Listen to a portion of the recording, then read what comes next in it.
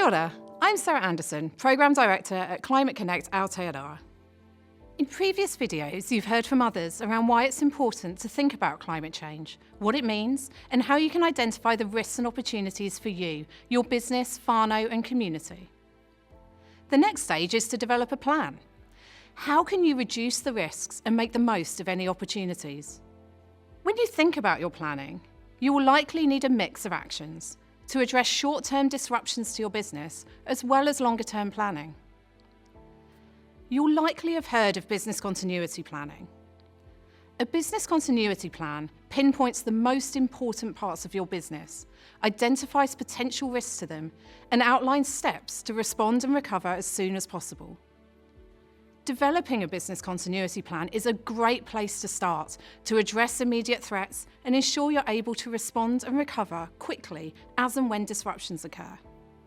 You may already have one, in which case testing it in light of what you have learnt so far will be a really useful first step in your adaptation approach.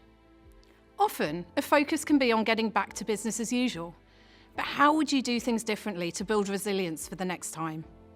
While a business continuity plan deals with immediate threats, an adaptation plan also takes a longer-term view, looking beyond threats to existing operations, to consider future operations, investments, and changes in supply chains and markets. An adaptation plan can support your business to evolve and thrive as our climate continues to change.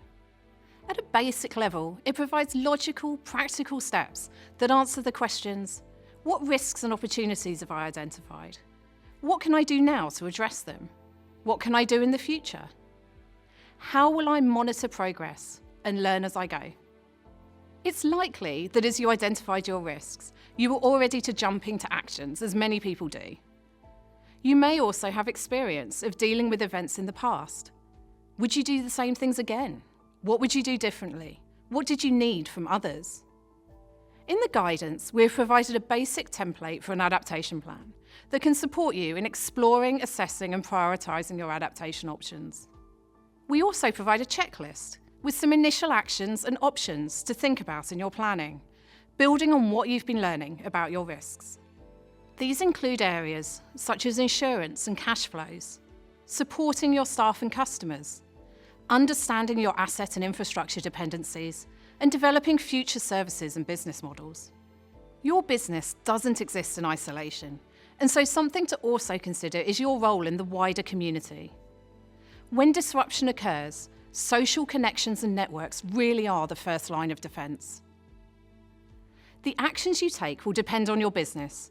You know your business and what matters to you the most, and that will form the basis of how you weigh the pros and cons of different options in your planning. Your plan should set out preferred options and the steps needed to make it happen. Ideally, it should include a budget, work plan, and clear roles and responsibilities.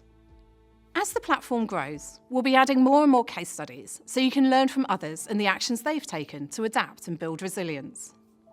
Thank you for watching. In the next video, we'll talk about keeping your plan current and learning as you go. Ka kite.